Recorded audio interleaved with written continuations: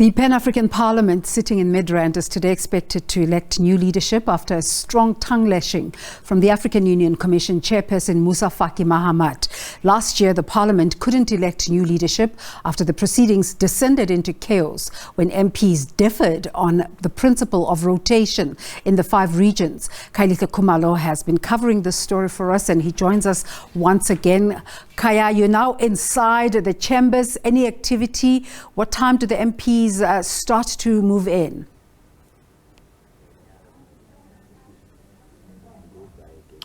Well, that's right, Desiree. So we're right inside here. So to all intents and purposes, we're still waiting for the confirmation in terms of the official proceedings. We know that stakes are quite high today here as the election of the new leadership will happen. Of course, hopefully it's going to happen. That's the sentiment that we're getting from so many role players that we have been interacting with.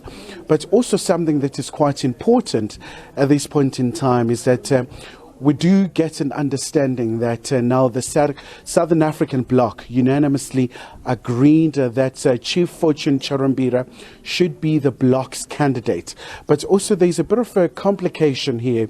You do have also Mr. Chihana from Malawi. He certainly does believe that he still stands a chance as well. So by all means, now you have 2 candidates coming from a very same region. And this really comes in light of the warning that we saw from the African Union Commission Chair, Moussa Faki Mahamat, where he was saying the MPs really should make sure that harmony prevails here and they're able to elect as opposed to the scenes that we saw last year. And really just saying that those scenes essentially tarnish the image of this parliament, saying that it should be a soul-searching moment for the MPs to be able to rise beyond their own divisions and be able to make sure that the continent's interests are well represented, especially because there are quite a number of multiple crises that are facing the continent. You look at the issues around the floods, the climate change, issues around peace and security. You still do have pockets of conflict. You know, you look at terrorism as well, rearing its ugly head in the Sahel region. You look at what's currently happening in Sudan with instability. So it's a host of issues really facing the continent where the AU Commission says it's quite important for the MPs to understand the very pivotal role that they ought to play in making sure that they're able to effectively address these issues and come up with solutions that will be able to take the continent forward.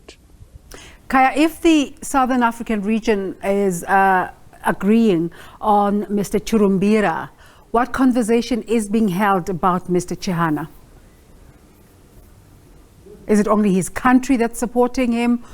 Or so when we spoke is there a to regional some conversation? MPs from Southern Africa, a lot of them really, they were saying, look, the challenge is they really, so there was a whole issue of saying that his recognition really is not quite well established within the region. But of course, Mr. Chihana is quite determined and bound that he's going to win.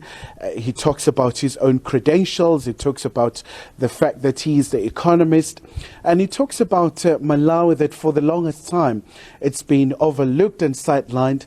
And it's high time that it's really given an opportunity. But also it's quite interesting when you look at other regions as well.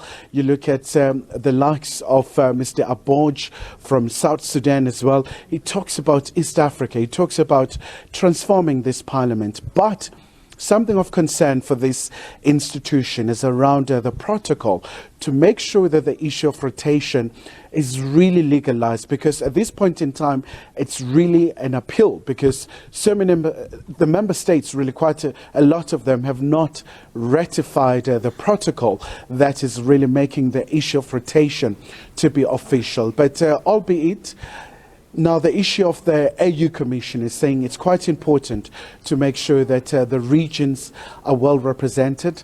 But also apart from that, so once the elections are done and dusted, there'll be a swearing-in ceremony, and really they'll just get down to the brass tacks and look at other critical issues that are facing the continent. We do know that with the conflict in Russia, Ukraine, the issue of food insecurity, it's one of the very central challenges facing the continent, where you do have about 41 African nations that are really facing the threat of food insecurity.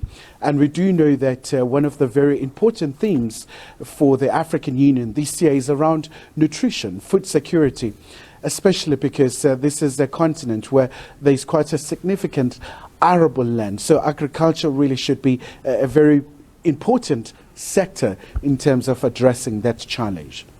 I can imagine that with the protocol not signed yet, we can foresee more troubles, but hopefully not. Kaya, just in terms of the other 4 regions, what are we hearing from them? Do they have their chosen candidates?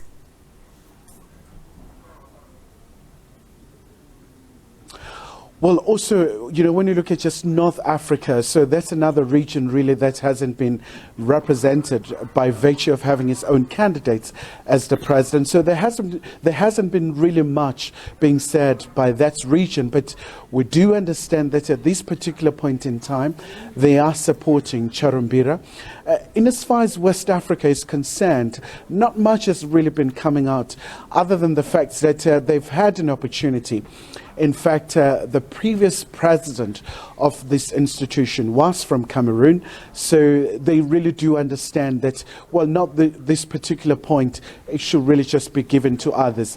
But the issue really of rotation is a bone of contention in this parliament, and it's something really where there is no consensus, because you find those who are saying, well, it should be given a chance, but then you get those MPs as well who are going back to the official documents of this, the AU, where they do say that, well, not really member states have ratified it, but a lot of them really do understand the whole gravity of the situation at hand. But also another very challenging issue that has been really just coming every so often, Desiree, will have to be the rolling blackout in South Africa. So when we spoke to International Relations Minister Naledi Pandor, there was a bit of disappointment that this institution should be exempted given the very business of the day, but it doesn't appear to be the case. Just a short while ago, that's when the power got back in here. So, but once again, speaking to the challenges facing the continent when it comes to energy security. Kaya, thank you so much. And of course, we'll continue to watch events as they unfold at this session of the Pan-African Parliament in Midrand.